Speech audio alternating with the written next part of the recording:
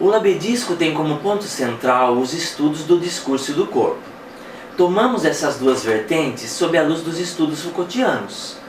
Os trabalhos que vamos apresentar aqui têm suas especificidades, tanto no discurso literário quanto no discurso da imagem fixa e em movimento, sobretudo para aqueles que se ocupam do cinema e do audiovisual. Quero destacar que esses trabalhos, sob a perspectiva discursiva, são afluentes das contribuições de Foucault, da maneira como Jean-Jacques Courtine o compreendeu nos anos 80 e do modo como Rosário Gregolin o interpretou a partir dos anos 90. Courtine trouxe Foucault para a análise do discurso na França e Gregolin trouxe Foucault para a análise do discurso no Brasil. Os trabalhos que vamos apresentar, portanto, fazem parte desse percurso teórico-analítico, que trabalha sobre novas materialidades na análise do discurso.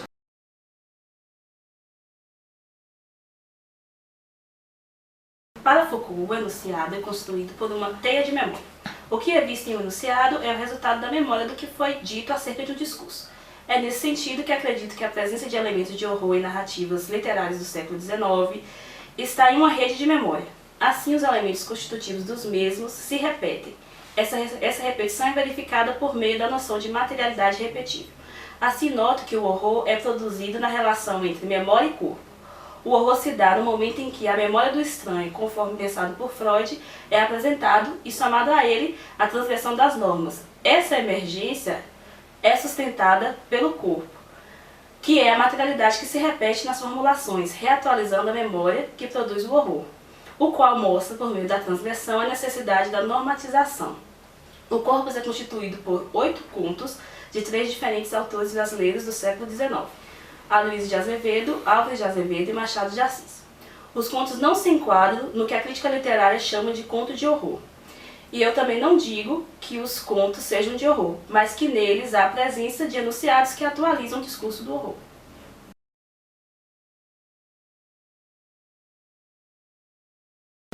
Estaríamos no auge de uma grande transformação das identidades sexuais? É possível que a barriga seja ressignificada como lugar do sexo ou da identidade?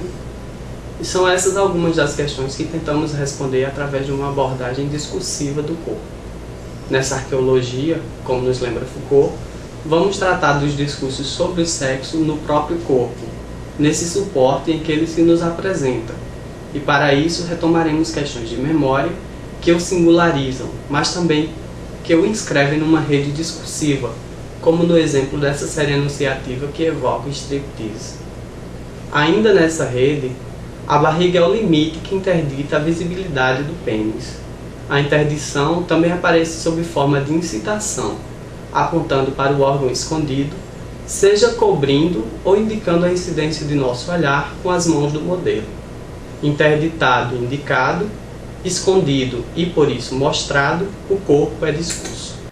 O lugar da mulher na política é definido por meio de características evidenciadas no corpo espetacularizado na mídia. Características que remontam ao ser viril em oposição ao ser sensível e que revelam um domínio de memória e uma memória das imagens a respeito das funções historicamente realizadas por homens e por mulheres. A partir do recorte que faço para este trabalho, analiso as imagens da candidata Dilma Rousseff por meio de charges veiculadas na internet e em entrevistas concedidas por ela na televisão, a fim de mostrar os efeitos de sentido produzidos nos domínios da virilidade e da sensibilidade, demarcando o corpo como materialidade e como discurso para a construção da mulher como sujeito político. Assim, as charges mostram, por meio dos traços corporais como os músculos, aliados ao campo esportivo, os símbolos da virilidade, da eficiência, do poder e da força física, marcando o lugar que a mulher política deve ocupar para se tornar apta ao governo dos outros.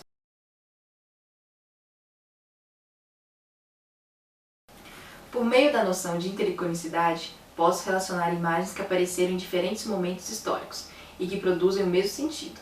Pensando nisso, olhei a cor azul no filme Blood Feast. O azul que se repete nas roupas das personagens, criando o mesmo sentido que a cor azul nas representações renascentistas da Nossa Senhora. Tenho, assim, uma materialidade repetível, que fez com que eu olhasse a roupa, não como roupa, mas sim como uma segunda pele. ou seja, olhar o corpo da mulher e como ele é subjetivado no dispositivo fílmico. A criação da mulher perfeita como sendo a mulher dos preceitos cristãos.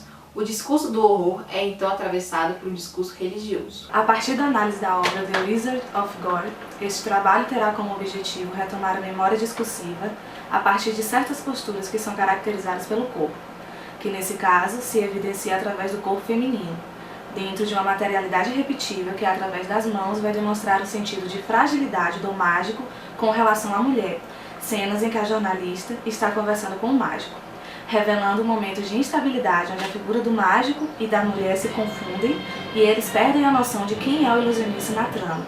Fica evidenciado nas cenas finais do filme, tendo em vista os paradigmas que foram estabelecidos historicamente a partir do conjunto de regras e dos padrões morais que regem a sociedade, trazendo à memória do filme The Wizard of Oz, que também conta com essa noção de questionamento entre o real e a ilusão. O filme no qual trabalho é Color Me Blood Red, de 1965, escrito e dirigido por Herschel Gordon Lewis, caracterizado pela presença de sangue e de violência contra o corpo. Tratarei aqui das cores ocupando um lugar relevante na produção do discurso, que logo no início do filme, na placa da galeria, o vermelho e o amarelo produzem o discurso do agradável aos olhos, do harmonioso, enquanto em outra sequência, o quadro sendo queimado e a mancha de sangue que aparece nos remete ao discurso da destruição e da transgressão do natural, havendo aí uma materialidade que se repete e evidencia também nos créditos iniciais, produzindo assim o discurso do horror. O que procuro investigar então é de que maneira as cores produzem um certo tipo de saber dentro do filme, levando em conta que o sentido das cores não são fixos nem cristalizados. O modo como o corpo se inscreve nos enunciados através da materialidade fílmica possibilita um estudo daquilo que se repete. A punição do corpo e a morte enquanto justiça aplicada pelo Estado soberano, semelhante à lei de Talião, como materialidade repetível.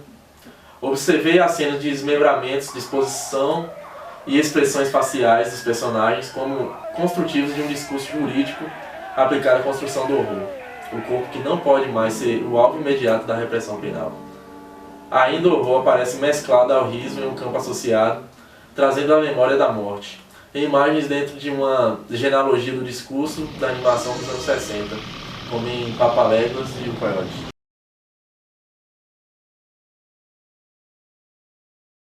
Com o conceito de campo associado, que são as relações de coexistência dos enunciados, suscitando memória, apontamos o tabu da morte e o desejo de eternidade do homem, materializado numa cena do filme O Segredo da Múmia, na qual um cientista ressuscita uma múmia. O discurso da ciência e da vida eterna cristã se unem em um campo associado, como Lázaro saindo da tumba, no discurso cristão.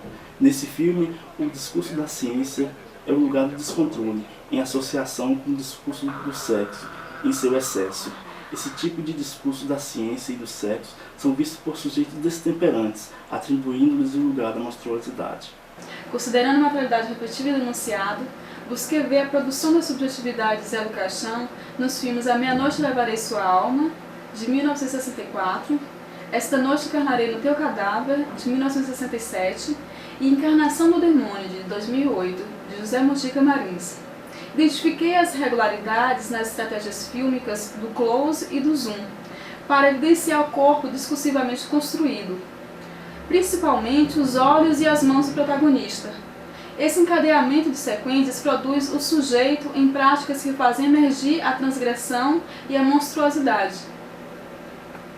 Escola Penal de Meninas Violentadas, um filme de Antônio Meliante, mobiliza discursos sobre modelos de punição e formas de submissão a partir de duas instituições, a Igreja e a Polícia.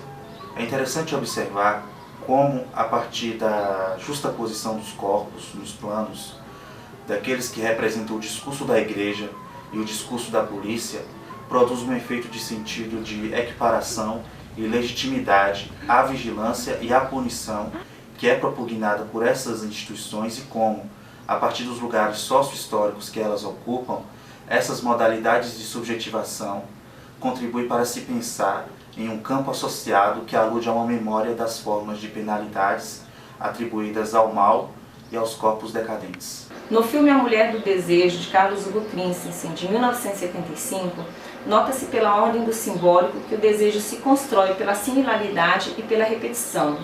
Compreende-se aí que o desejo está caracterizado pela obsessão. A orquídea que representa o falecido aparece em diversos momentos do filme, trazendo a materialidade repetível do discurso do desejo, que é constituído pelo discurso da paixão ligado ao sofrimento.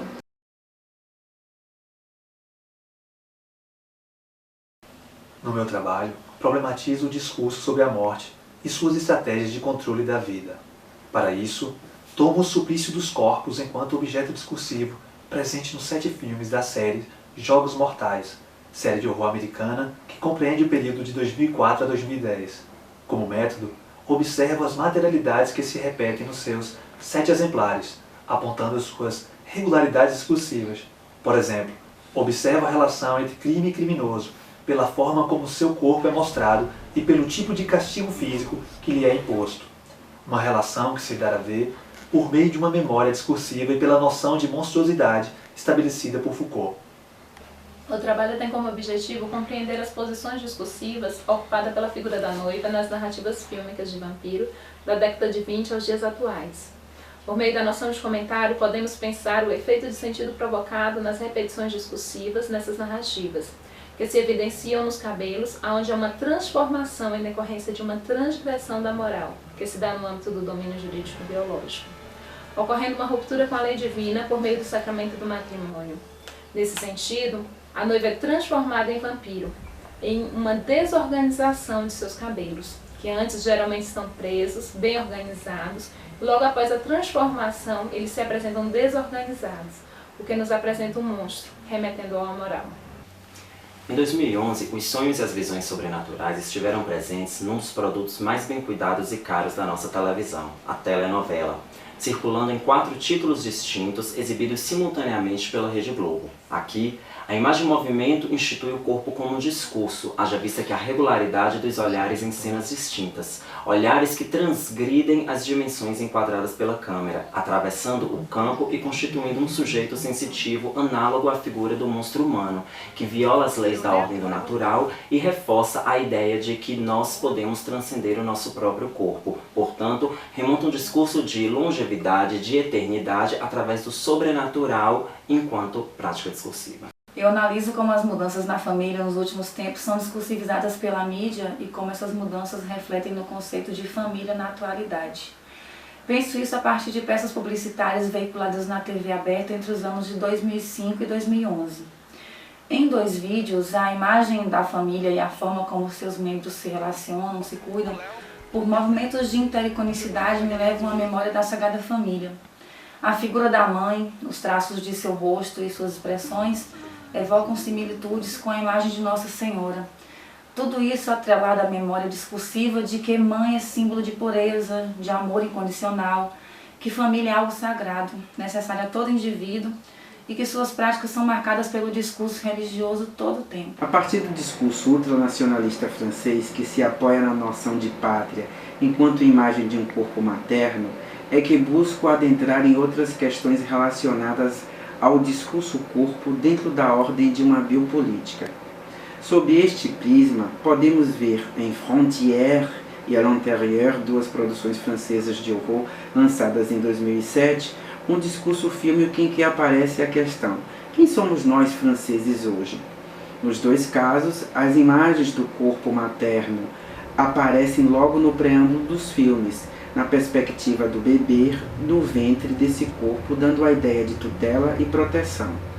Estas imagens podem ser vistas enquanto lugar para uma certa arqueologia da imagem, sobre a qual podemos perceber que, além da ideia de pátria enquanto corpo materno, a ideia de círculo, cerco, não estão apenas associadas ao outubro de 2005, mas a 2 clássicos do horror, Ringu, filme japonês de 1998, e The Ring, filme americano de 2002.